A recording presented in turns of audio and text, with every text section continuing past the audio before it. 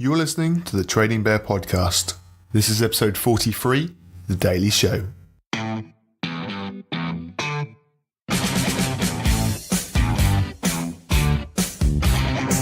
Mystery player. Position. Midfielder. Start price. 53p. Current price. £2.13. PB. 5p. MB. 0. Dividend yield. 2.4%. Welcome back, thanks for joining in. In today's news, the greatest of all time pendulum swings back from Ronaldo and once more into Lionel Messi, as he notched up his 599th and 600th goal in spectacular fashion at the Nou Camp last night. To score an average mean rate of 42 goals a season over a consistent 14 years at the highest level really is astonishing, with Messi firmly dispelling the myth that he struggles against EPL sides. With a total of 26 goals, he has now scored more goals against the current 6 top teams in England than the likes of Harry Kane and Wayne Rooney. Elsewhere, not to be outdone in the Limelight Stakes, his arch-nemesis Cristiano Ronaldo is in the papers today declaring that he sees no reason why one day he should not go into coaching, answering why not when posed the question. Current Juventus boss Allegri is under pressure in Turin meanwhile, as despite winning the Serie A title back-to-back now for the last 8 years, the Champions League, the main reason they paid €100 million to bring in Ronaldo, still eludes them. And lastly, after Messi's heroics in Barcelona's 3-0 victory over Liverpool last night, boss Ernst Vivaldi is set to make wholesale changes to his side for the La Liga trip to Celta Vigo this weekend.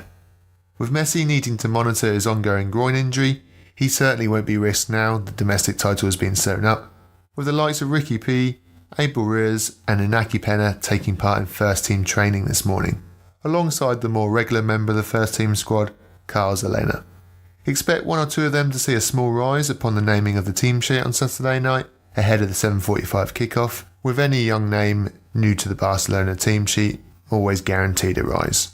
Let's get into this episode's risers and fallers now then. For today's riser, we head to Italian side Cagliari and their current vice-captain Nicolo Barella. Barella has long been linked with a move away from Cagliari after being one of Italian's next generation of players to come through, alongside Tonelli, Zaniolo and Moise Kean. Today saw him being linked with a move to Manchester United, which saw his price rise by 11p to take him to his current buy price of £1.27.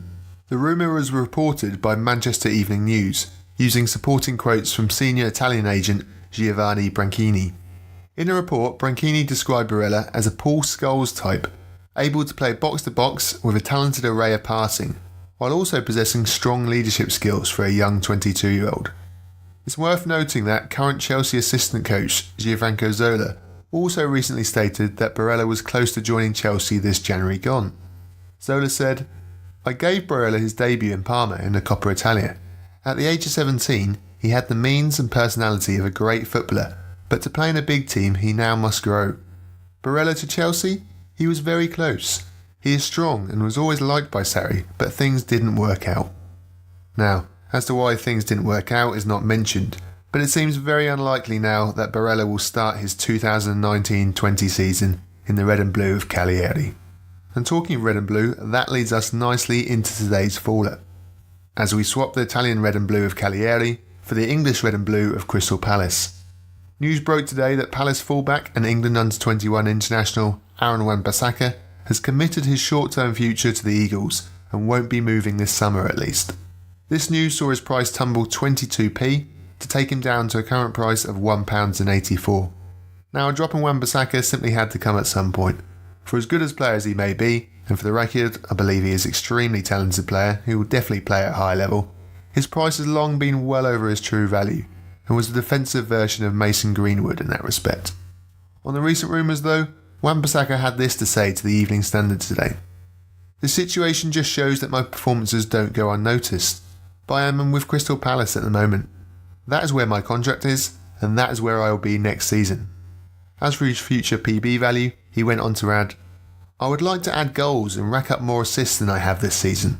I will get that by getting forward, but obviously first I have to think about defending." So a long overdue drop for Bissaka, and the first warnings of how easily a player's price can drop on a piece of transfer related news to any new traders out there. We go into this episode's prospect player now, a player who I feel could do well in the near future and attract buys. For this episode we head into Ligue 1, with the battle for European qualification heating up with just 4 games remaining.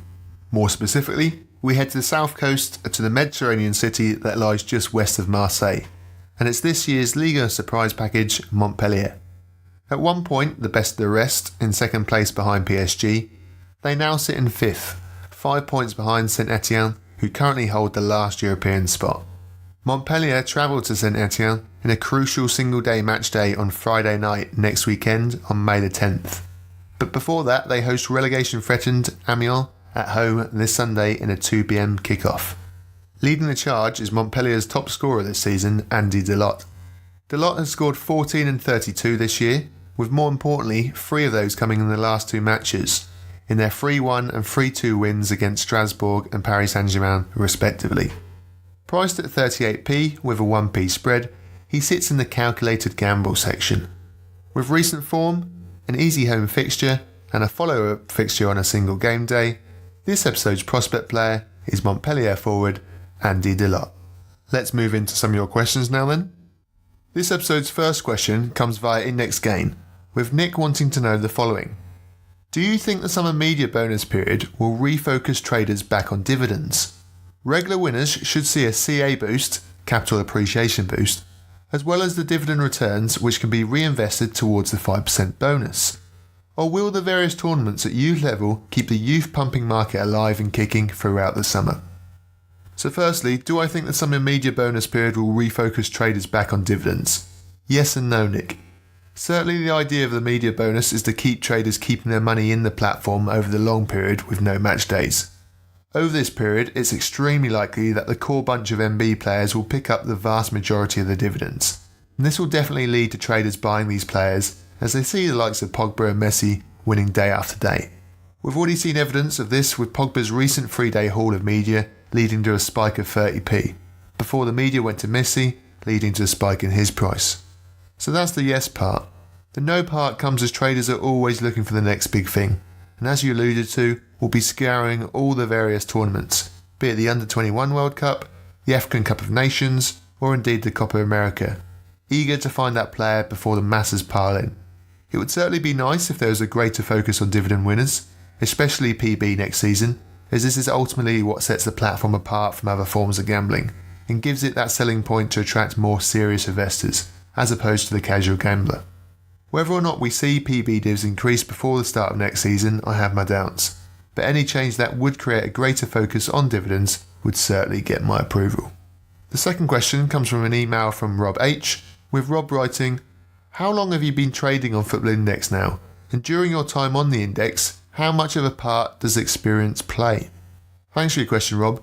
So firstly, I've been trading on the index since August 2018, so by no means the most experienced on the platform, and I certainly wasn't around during the index's early days, where the index consisted of 200 players with no IBD or even PB dividends, with just media articles counting for dividend purposes.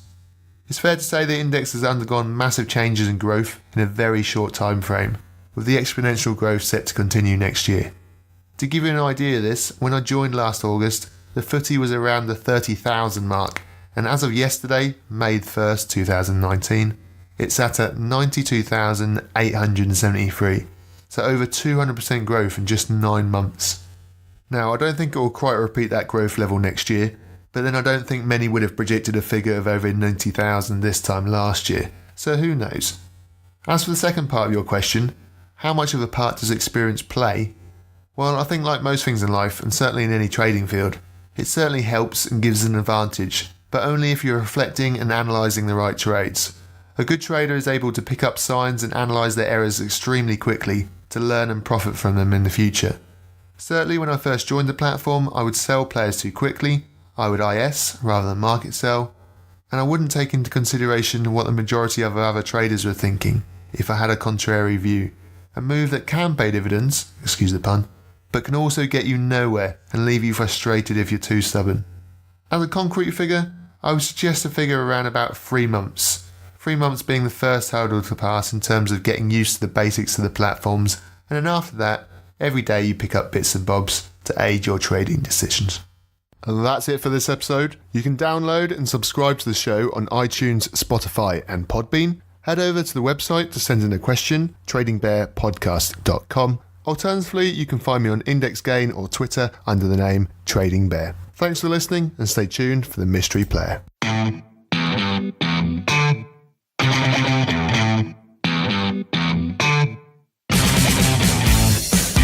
Mystery player. Position. Midfielder. Start price. 53p. Current price. £2.13. PB. 5p. MB. 0.